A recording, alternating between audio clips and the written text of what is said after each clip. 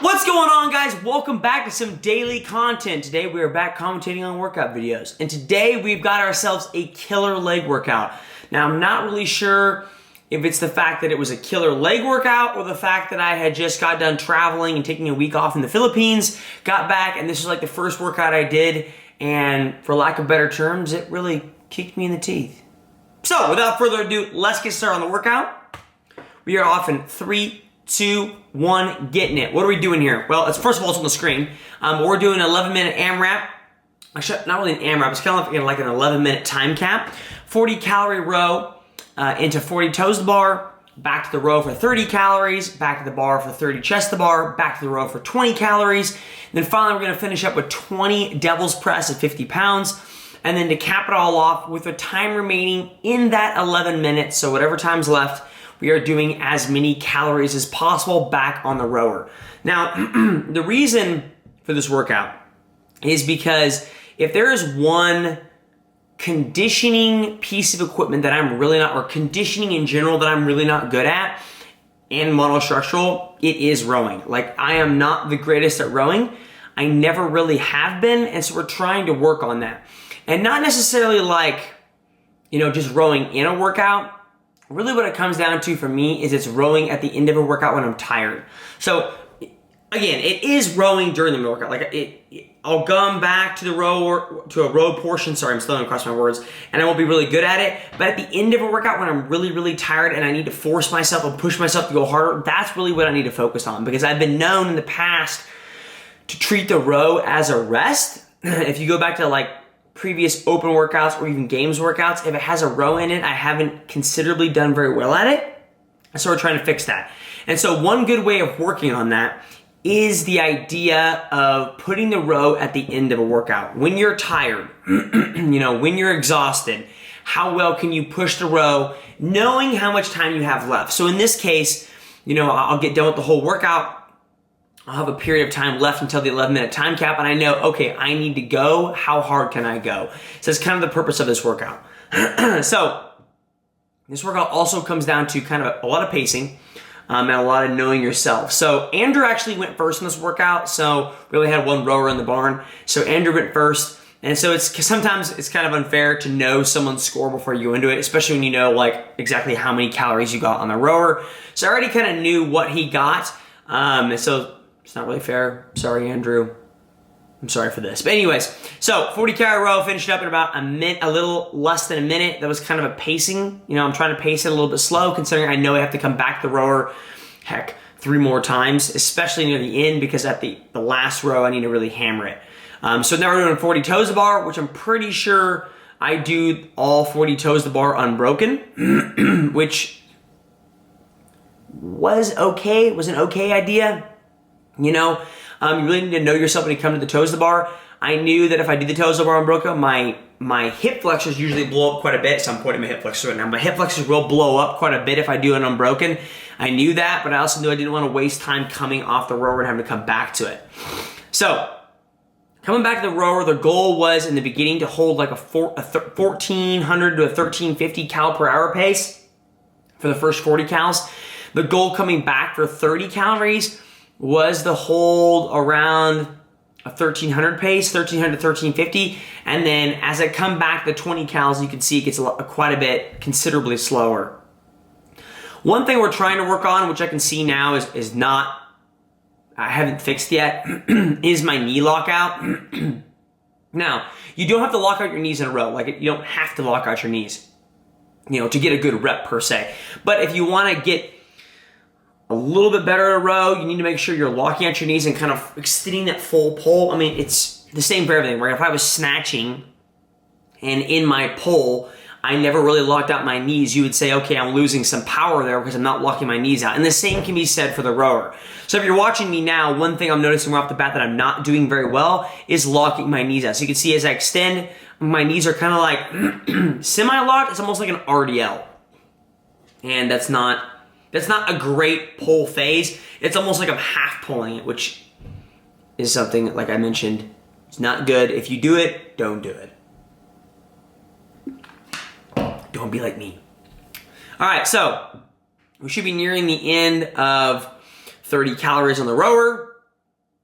Like I mentioned, I need to figure out actually a good way of getting the row screen on this screen. There's actually an app on your phone for that. It's called like, I think it's called Row something or other. I can't remember what it's called, but it'll actually Bluetooth into the Concept 2 and put it on your screen, and then you can kind of like screen record and then shove it up on the rower. But I've tried that once, but it was kind of a pain because if you stop the rower, then you have to restart the screen on your phone. It's kind of a pain, but I should try it sometime because it might be beneficial for you guys to see what stroke rate I'm at and also what I'm pulling out for calories per hour, or if I had a 500 meter pace. So now we're back to the bar. We're doing 30 chest to bar, which honestly, if you told me to do 30 chest to bars in a workout, you'd be like, okay, I'm gonna easily do that unbroken.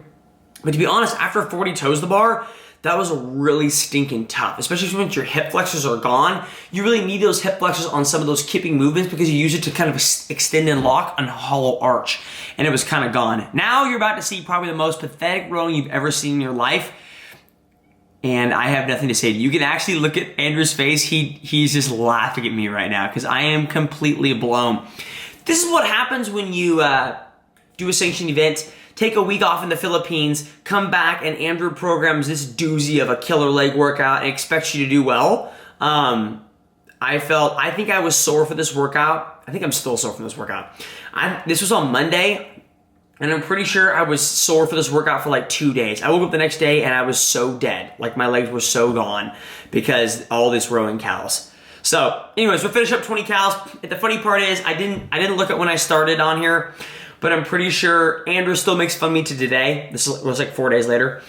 Andrew still makes fun of me because I'm pretty sure it took me 90 seconds to row 20 cals, which in a rowing workout, in a CrossFit workout, you should be able to, as a male or as a really fast female, you should be able to row 20 calories per minute and pretty much keep that for a really long time. That should be a conservative pace. And so if you told me, okay, you're gonna row 20 calories and it's gonna be in 90 seconds, that's really, really slow.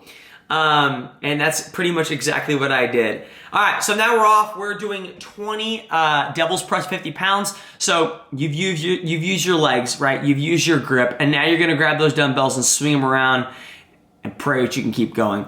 Now, the concept behind maybe why I rode so slow, Andrew actually laughs at me because he's like, you rode so slow, is a little bit of pacing, right? So if you know you have to do 20 devil's press at the end of this, I would say don't row super, super fast. Keep your heart rate a little bit in check because you know you're gonna want to do as many unbroken as you possibly can as devil's press.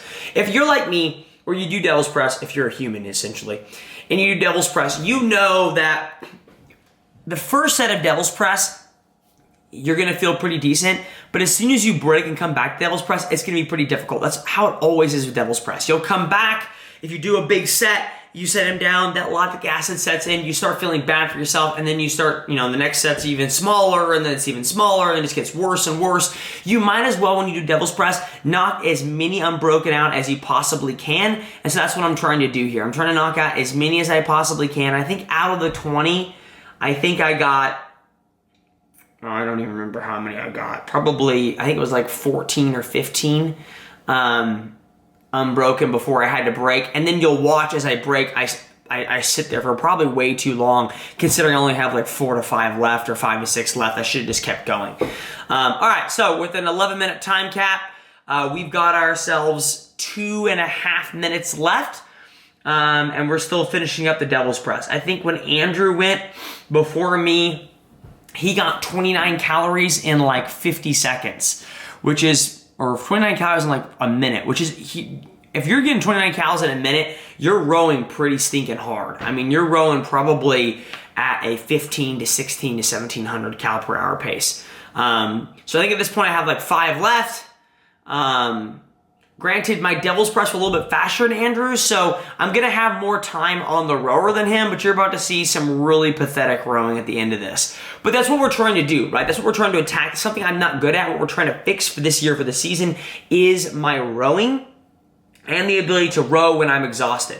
Now, I will say that at Pandaland, one of the events was a lot of rowing, right? We had like 9 rounds of like a 500-meter row, plus some like other dumbbell stuff, which included devil's press, single arm overhead squats, and thrusters.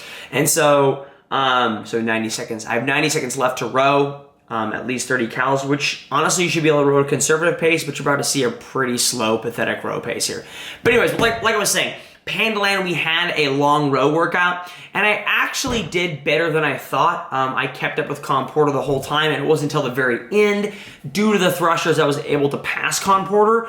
But it was really encouraging for me to see that and say, okay, we've been working on my rowing, and it's really shown in this workout, because in years past, I might not have done that well or been able to keep that good of a row split. Now, if you let me take like a whole week off where all I can do is burpees in the Philippines, I'm probably gonna come back and be a little bit out of shape. And so we still need to work on the rowing. As you can see here, like as I mentioned, like the knee lockout, it's kind of like I'm short pulling it. So like what I need to do to fix this, for those of you watching who are like, okay, well I know you're doing wrong, but how do you fix it? What it should look like is I should be able to extend and hold on that catch phase, or I'm sorry, at that long pull, and hold it for at least like a half a second. I'm just coming up and coming right back. And so it's kind of just, it's really broken. Like there's a lot of broken pieces right now. Like one, I need to lock my knees out, and 2, I need to extend it my pull and hold it. So it's just really, really just broken looking. So, all right, so we finish up the last 5 seconds, and then we're done. I think I finally ended up with 30 calories. I only beat it by 1 cal, and it blew me up sky high. So anyways, guys, thanks for watching. If you want to watch a video similar to this, click right here. Other than that, have a great day, and we'll talk to you guys later. See ya!